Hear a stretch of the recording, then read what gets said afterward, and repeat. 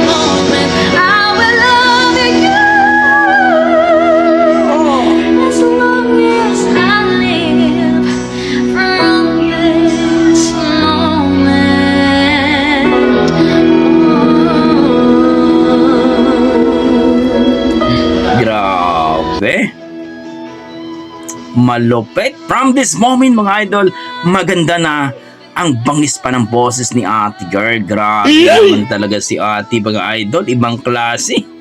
Pag tumira, nakaka-inlove. Hindi lang nakaka-inlove mga idol. Malupit talaga. Grabe si Ate. Sana all. No, dito kay Pia Karandang mga idol. No? Paki-follow po ang Facebook page ni Pia Karandang mga idol. Grabe ang ganda ng boses ng batang ito. Nakaka-inlove mga idol. Sana sasali ito sa mga PGT mga idol at yung mga tawag ng tanghalan, The Boys, yung mga ganyan. Any got talent mga idol, talagang masasabi mo may potential to.